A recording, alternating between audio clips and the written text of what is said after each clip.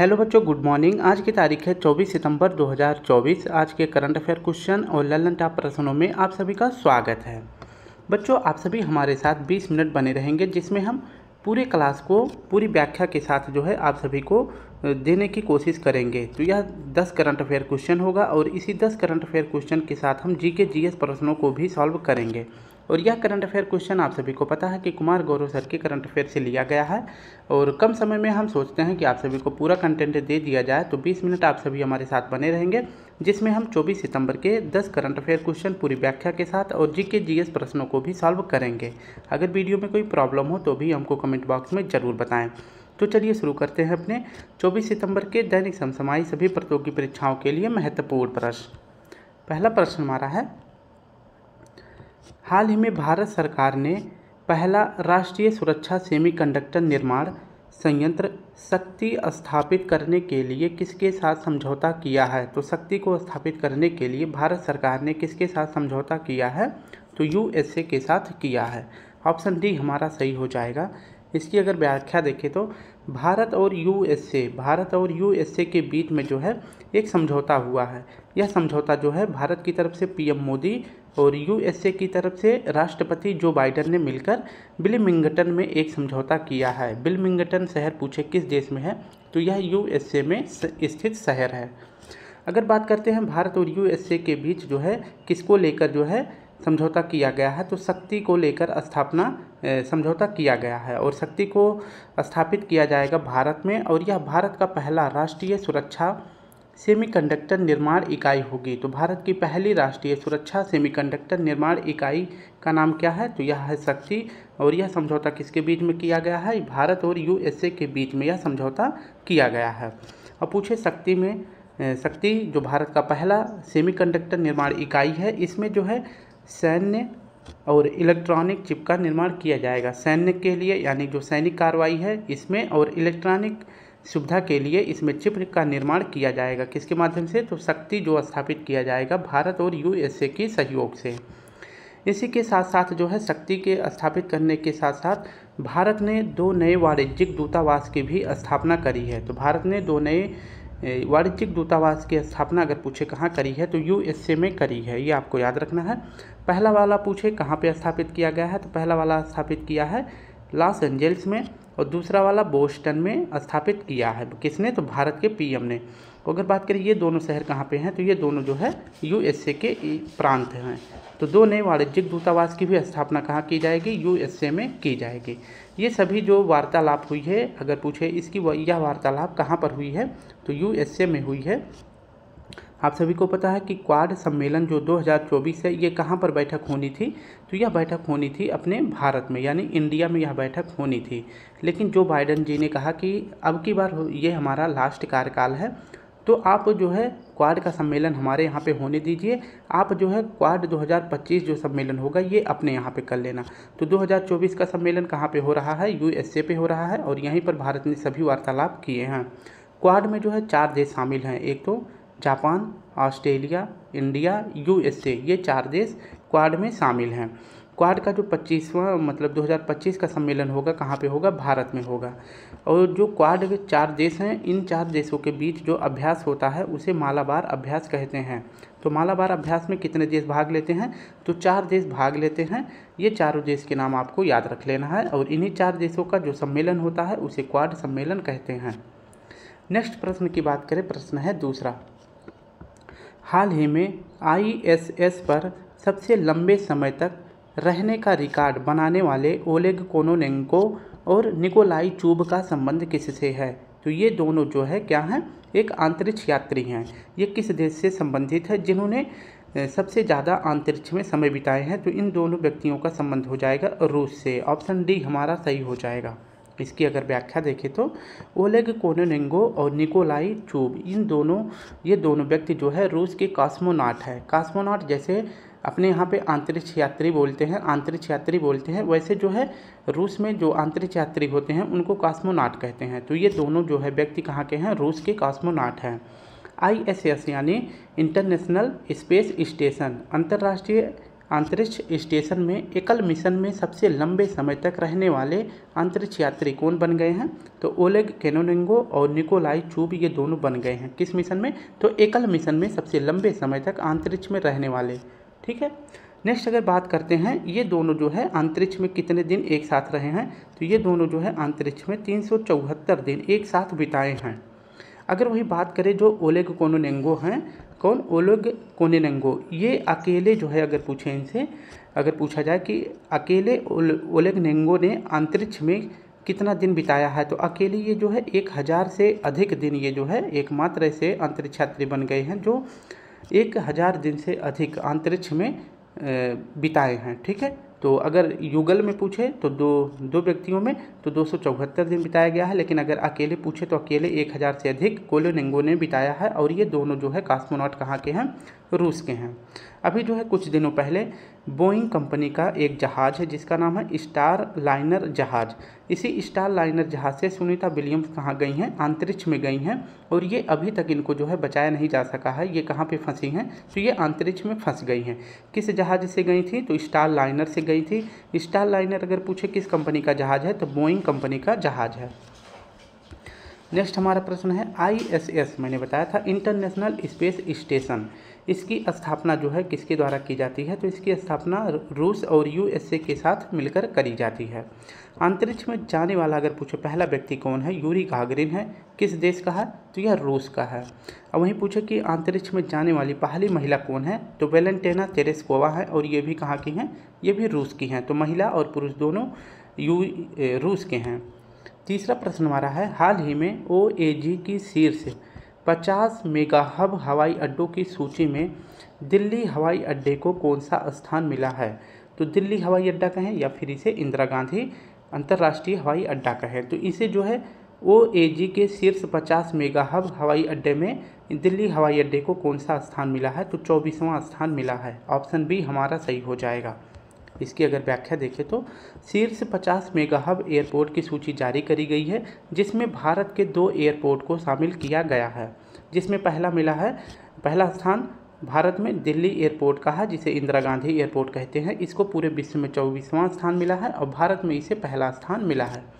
वहीं पूछे दूसरा वाला है छत्रपति शिवाजी एयरपोर्ट, इसे जो है पूरे विश्व में जो है 44वां स्थान मिला है, जबकि अपने भारत में पूछे तो दूसरा स्थान मिला है। तो शीर्ष 50 मेगा हब एयरपोर्ट में अगर पूछे कि इंदिरा गांधी एयरपोर्ट को विश्व में कौन सा स्थान मिला है, तो 24वां स्थान मिला है। और छत्रपति शिवाजी महाराज को 44वां स्थान मिला है। और इसी के साथ साथ जो है इसी सूची में 2 मेगा एयरलाइंस भी भारत की इसमें नामित की गई हैं। पहला वाला है इंडिगो और दूसरा है टाटा समूह, जो कि विस्तारा को खरीद लिया है, तो दूसरा स्थान हो जाएगा विस्तारा का।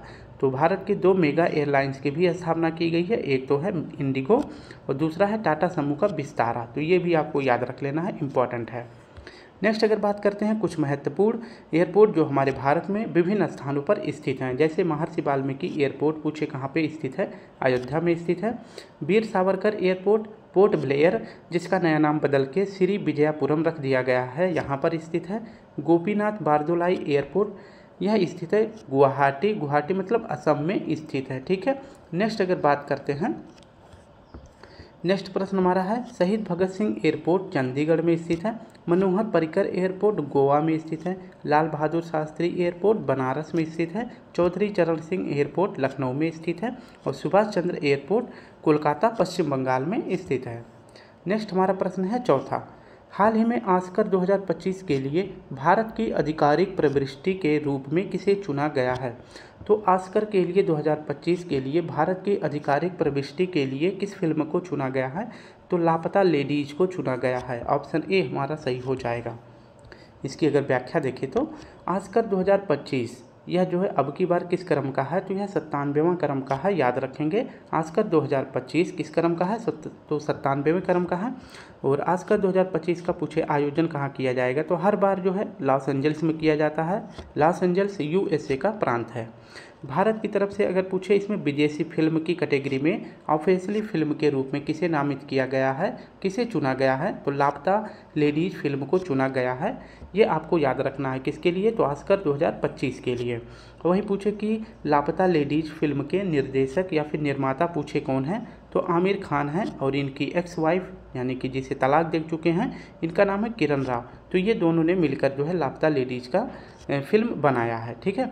और अगर बात करते हैं कि भारत की तरफ से जो विदेशी फिल्म कैटेगरी में ऑफिशियल फिल्म लापता को शामिल किया गया है, लापता लेडीज को शामिल किया गया है, इसको शामिल करने वाली कमेटी का क्या नाम है, तो जो कमेटी गठित की गई है उसका नाम है जाहू बरुआ समिति। तो जाहू बरुआ समिति की सिफारिश पर ही लापता लेडीज फिल्म को शामिल किया गया है ऑस्कर 2025 के लिए। तो 97वां क्रम है, आयोजन लॉस एंजल्स में किया जाता है। भारत की तरफ से लापता लेडीज फिल्म को इसमें चुना गया है।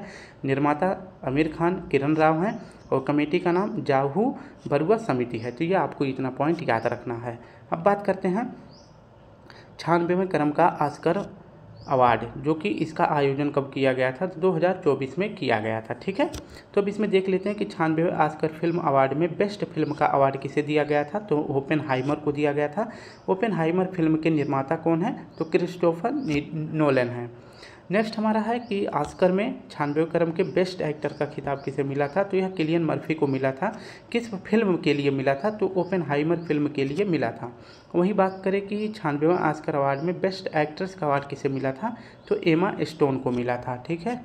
नेक्स्ट हमारा है national film award 2024। National film award 2024 के बारे में अगर देखें तो बेस्ट फीचर का फिल्म अवार्ड किसे दिया गया था, तो यह दिया गया था अट्टम को। अट्टम फिल्म किस भाषा में बनी थी, तो यह मलयालम भाषा के लिए अट्टम को नेशनल फिल्म अवार्ड का बेस्ट फीचर फिल्म अवार्ड दिया गया है। जबकि पूछे नेशनल फिल्म अवार्ड में बेस्ट एक्टर का अवार्ड किसे दिया गया है, तो ऋषभ शेट्टी को दिया गया है कंतारा फिल्म के लिए। वहीं बात करें कि बेस्ट हिंदी फीचर का अवार्ड किसे दिया गया था, तो मनोज बाजपेयी जी को दिया गया था और इनकी फिल्म का नाम है गुलमोहर के लिए बेस्ट हिंदी फीचर फिल्म का अवार्ड अगर पूछे किसे दिया गया था, तो हिंदी के लिए मनोज बाजपेयी को दिया गया था। और बेस्ट फीचर फिल्म के लिए अट्टम को दिया गया था, मलयालम भाषा में निर्मित है। और बेस्ट एक्टर का अवार्ड ऋषभ शेट्टी को दिया गया था कंतारा फिल्म के लिए। 5वां प्रश्न हमारा है अंतर्राष्ट्रीय सांकेतिक भाषा दिवस 2024 कब मनाया गया है, तो अंतर्राष्ट्रीय सांकेतिक भाषा दिवस 2024 कब मनाया जाता है, तो यह मनाया जाता है 23 सितंबर को। ऑप्शन डी हमारा सही हो जाएगा। इसकी अगर व्याख्या देखें तो अंतर्राष्ट्रीय सांकेतिक भाषा दिवस पूछे कब मनाया जाता है, तो 23 सितंबर को मनाया जाता है। इस प्रश्न में कुछ महत्वपूर्ण इंपॉर्टेंट क्वेश्चन देखेंगे जो दिवस के रूप में पहली बार मनाने की घोषणा करी गई है। तो सबसे पहले अंतर्राष्ट्रीय सांकेतिक भाषा दिवस कब मनाया जाता है, 23 सितंबर को मनाया जाता है। ये अगर पूछे कि पहली बार मनाने की शुरुआत कब करी जाती है, तो 2018 में पहली बार मनाने की इसकी शुरुआत करी जाती है। सांकेतिक भाषा का मतलब क्या होता है, जो दृष्टि बाधित होते हैं यानी जो देख नहीं सकते हैं, और जो सुनने में अयोग्य व्यक्ति होते हैं यानी कि जो देख नहीं सकते और सुन नहीं सकते, उनको समझाने में जो हाव भाव का प्रयोग किया जाता है। आपने न्यूज़ में देखा होगा कि हाथों का इशारा करते हैं और इसी प्रकार से जो हाव भाव प्रदर्शित किया जाता है उसे ही क्या बोलते हैं, सांकेतिक भाषा बोलते हैं। तो इसीलिए 23 सितंबर को सांकेतिक भाषा दिवस मनाया जाता है। किसके लिए, तो दृष्टि बाधित व्यक्ति के लिए और जो सुनने में अयोग्य व्यक्ति होते हैं।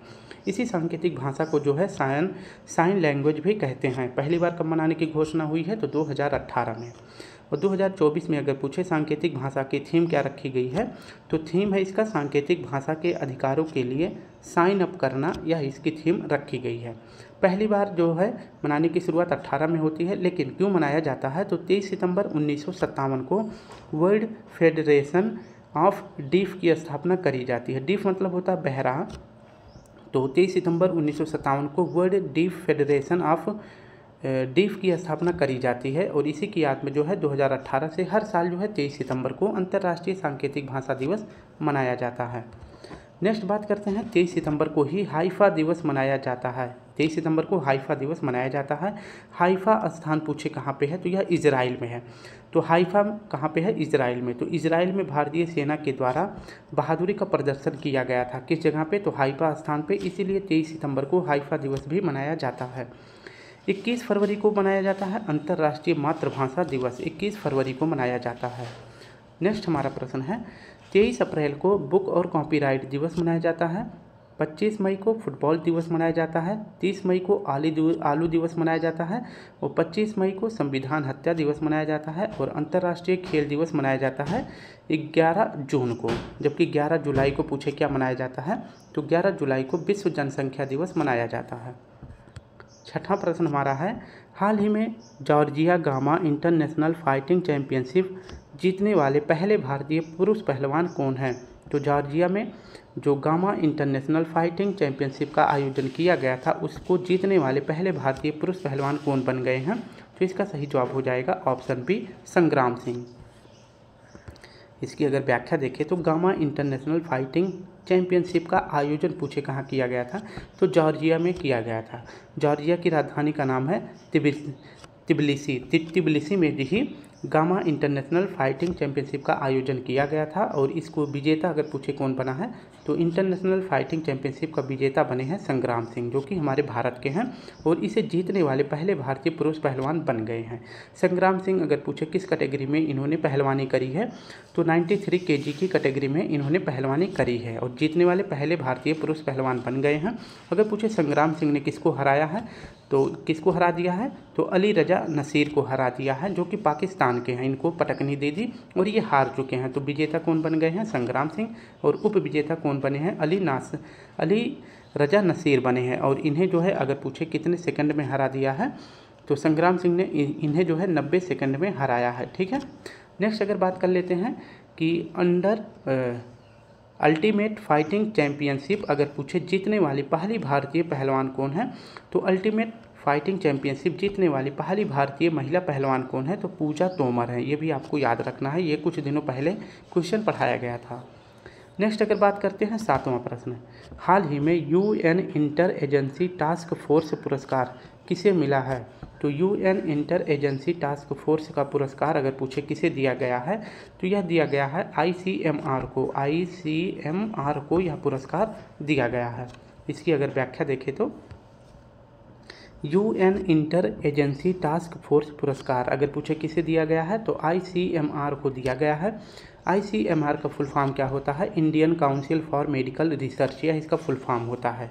इस संगठन का अगर पूछे कार्य क्या है, तो इसका कार्य है गैर संचारी रोग को नियंत्रित करना, मानसिक स्वास्थ्य के लिए देखभाल करने के लिए इसको स्थापित किया गया है। ठीक है। और इसकी स्थापना पूछे कब करी जाती है, तो इसकी स्थापना की गई है 1911 में किया गया था। लेकिन जब इसकी स्थापना करी गई थी 1911 में, तो इसका नाम ICMAR ना होकर इसका नाम हुआ करता था IRFA, और जिसका फुल फॉर्म है इंडियन रिसर्च फंड एसोसिएशन, इसका फुल फॉर्म है। लेकिन 1944 में जो है IRFA का नाम बदल के ICMR कर दिया जाता है। ICMR का अगर पूछे मुख्यालय कहाँ पे है, तो इसका मुख्यालय नई दिल्ली यानी दिल्ली में इसका मुख्यालय है। DRDO की बात करें तो DRDO की स्थापना करी जाती है 1 जनवरी 1958 को, और यह अपने जो अंतरिक्ष मतलब जो इनके सैटेलाइट होते हैं ये कहाँ से लॉन्च करते हैं, तो यह लॉन्च किया जाता है सतीश धवन अंतरिक्ष केंद्र से। कहाँ से, सतीश धवन अंतरिक्ष केंद्र आंध्र प्रदेश में स्थित है, यहाँ से लॉन्च किया जाता है। DRDO के अगर पूछे वर्तमान अध्यक्ष कौन है, तो समीर कामत जी वर्तमान में DRDO के अध्यक्ष हैं। नेक्स्ट हमारा प्रश्न है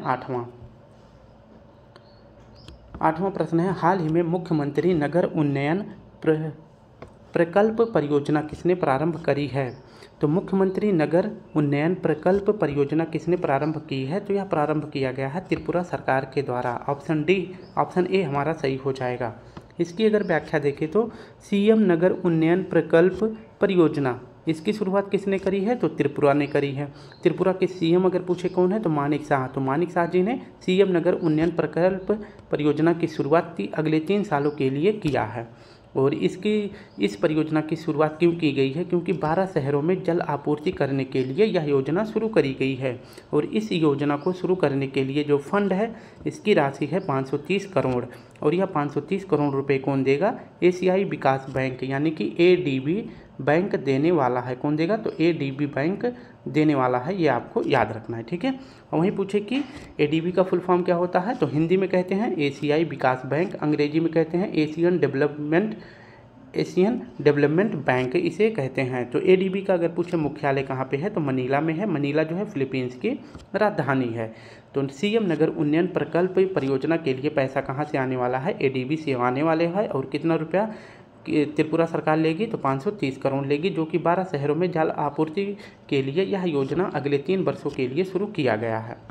अगर अब बात कर लेते हैं कि त्रिपुरा और बांग्लादेश के बीच में कौन सी रेखा स्थित है, तो जीरो लाइन या फिर शून्य रेखा स्थित है। आपको थोड़ा सा मैप से बता दें, ये राज्य हमारा ऊपर वाला हो जाता है सिक्किम, फिर इसके बाद ये अरुणाचल प्रदेश, फिर यहाँ पे इसके नीचे नागालैंड, मणिपुर और यहाँ पे मिजोरम। मिजोरम के बाद ये वाला जो कॉर्नर में ये देश पड़ता है, ये राज्य जो पड़ता है, ये वाला राज्य जो है त्रिपुरा है। और यहाँ से पूरा जो है इतना राज्य कौन सा, इतना बड़ा देश कौन सा हो जाता है, ये बांग्लादेश हो जाता है।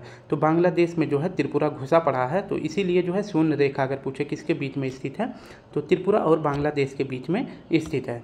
ये वाला राज्य मैंने बता दिया कौन सा है, सिक्किम है। सिक्किम के बाद जो है यहाँ पे पूछे कौन सा राज्य है, अरुणाचल प्रदेश। यहाँ पे कौन सा राज्य है तो नागालैंड है। और नागालैंड के नीचे मणिपुर है। मणिपुर के नीचे कौन सा राज्य है तो मिजोरम है। और यहाँ पे त्रिपुरा है। और त्रिपुरा के ऊपर यहाँ पे पूछे मेघालय है। और मेघालय और इन सभी राज्यों के बीच में अगर पूछे यहाँ पे कौन सा राज्य स्थित है तो असम राज्य स्थित है। ठीक है। नेक्स्ट अगर बात करें तो कि त्रिपुरा का जो मूल भाषा है यहाँ का क्या नाम है, तो जो त्रिपुरा का मूल भाषा है उसे कोक बरोक भाषा कहते हैं। और त्रिपुरा में जो फेस्टिवल मनाए जाते हैं, खारची पूजा, गरिया पूजा, केर पूजा और होजागिरी महोत्सव, ये सभी कहाँ मनाए जाते हैं तो त्रिपुरा में मनाए जाते हैं। जो इसमें होजागिरी है ये इंपॉर्टेंट क्वेश्चन है, कई बार पूछा गया है। सिद्धेश्वरी मंदिर का उद्घाटन अभी हाल ही में कहाँ किया गया था तो त्रिपुरा में किया गया था।